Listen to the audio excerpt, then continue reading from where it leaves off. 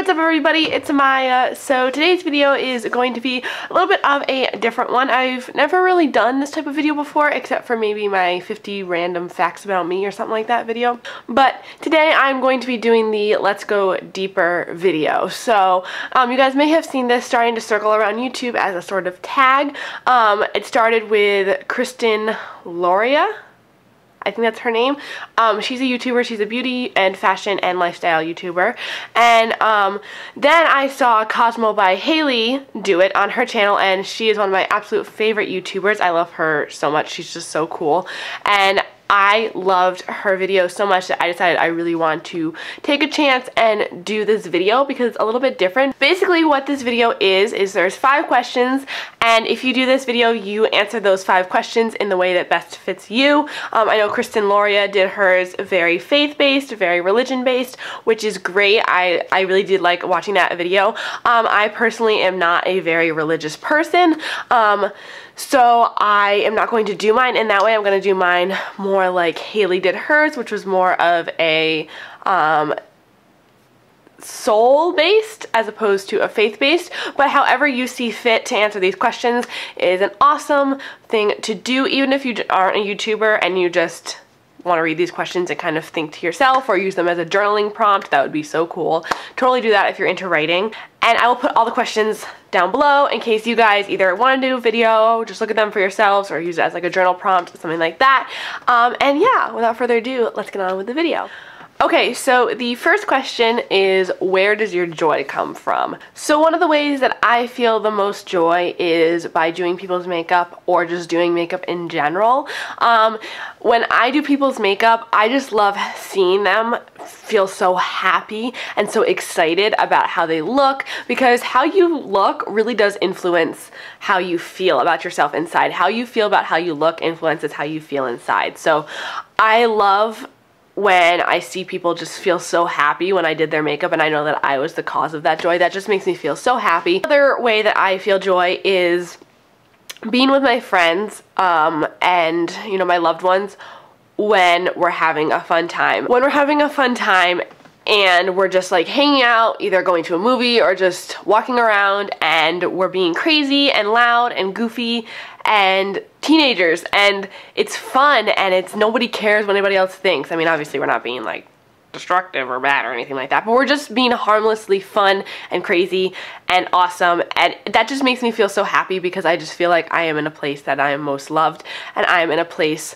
that just makes me feel so happy because everyone else around me is so happy. I'm a person who's very affected by the mood around me, so if I'm in a crowd of people that's a really negative crowd of people, I feel very negative. If I'm in a crowd of very positive people, I feel very positive. So when I'm in my group of friends and everyone's being so positive and so nice and so funny, I just feel so much joy. So the next question is, how do you feel most loved? So this question actually kind of has 2 parts to it if you think about it. It's either how you feel most loved, like just in general, or kind of like relationship wise. And for me, I feel like there's two different sort of answers. If you haven't taken any of the love languages tests, you can just take them online. They're really cool. I highly recommend. I actually just took one like a week ago. I will put it down below.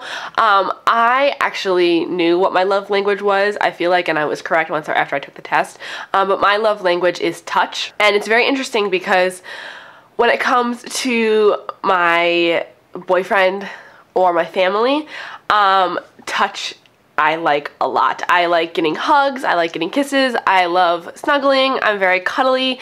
When it comes to people like that, when you're hugging me or something like that, cuddling like that, it makes me feel most loved. If I'm talking about my friends, how I feel most loved with my friends, I would have to say I feel the most loved when people just kind of accept me for who I am, and when we can just all have fun without it being judgmental. I am not a huggy person, especially with my girlfriends. I'm not a huggy person. I don't know why. I just don't. So yeah, kind of 2 different answers there. But okay, next question. What is something that you have overcome? I've always been a fairly confident person. I actually have never really been a person to have a lot of self-doubt or just anything like that. I've never had that sort of issue. So as far as major issues like that, I haven't necessarily overcome a whole lot because I haven't had a whole lot sort of happen.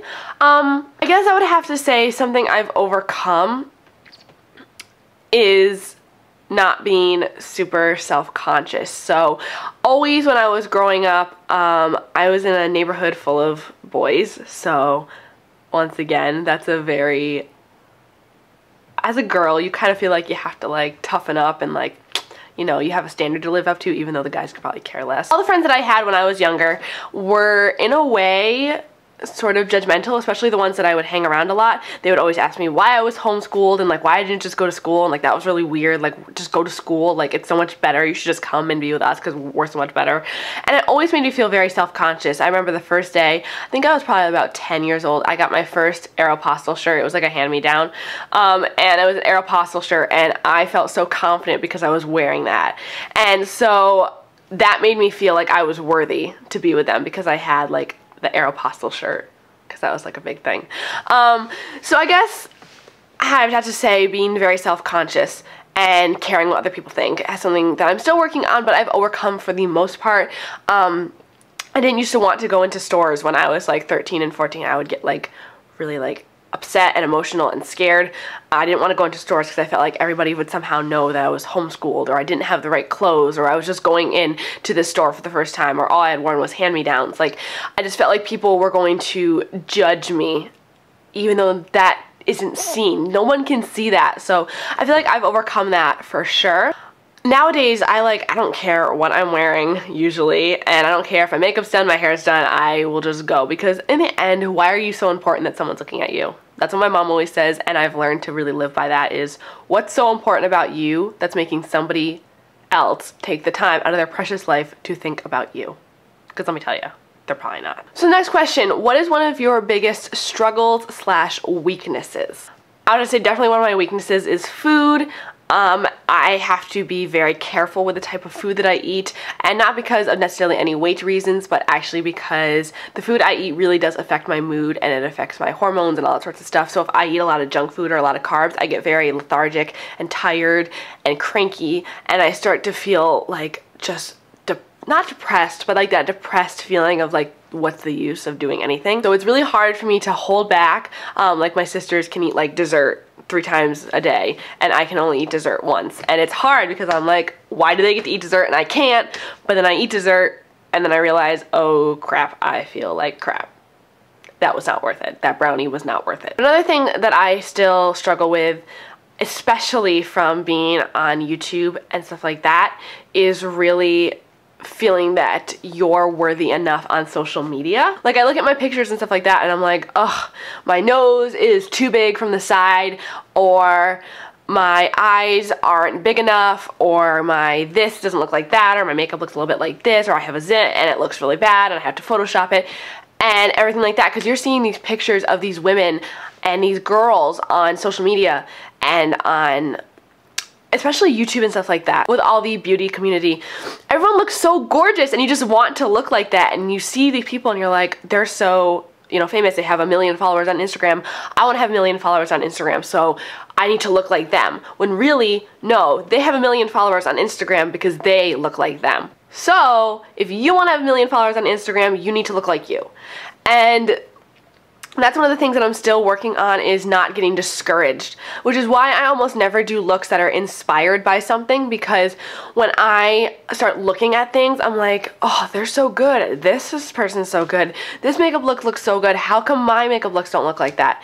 Even if they do, there's this thing in the back of my head of just like, no, they're so much better. This person's so much better. So I've definitely struggled with that, but I've gotten a lot better at it, at just kind of being like, if this is going to happen, it's going to happen. If not, then it's not, and just have fun while doing it. And the last question is, what legacy do you want to leave? So this is a tough question, because it can either be seen as what type of legacy do you want to like leave throughout your life, or what kind of legacy do you want to leave at the end? Honestly, I just want to leave a legacy of being known as someone who is just very non-judgmental. Like, you can come up to me and be like, listen, I just did this, and I'm like, okay. And I want to be known as someone who is never judgmental to somebody else for their personality or for their looks or anything like that, and that you can tell me anything and I will not tell anybody else. I will be very trustworthy. I want to be remembered as just being very easygoing and non-judgmental. I guess there isn't too much that I want to say about that question because, I mean, I'm still figuring it out for myself, but for the most part, I just want to be remembered as being a good person who is very non-judgmental and funny and nice and all that sorts of stuff. So that's it for this video, you guys. I hope you guys like it. I feel like I answered these questions all pretty well. I like my answers. I feel like they really relate to me. I think you guys should do this. I tag all of you to do it. And yeah, thank you to Kristin Lauria for coming up with this tag and for Cosmo by Haley for inspiring me. And I will see you guys in my next video. Mwah. Bye. Everybody, it's Amaya. So today's video is going to be my Ipsy versus Birchbox epic makeup battle of November 2016.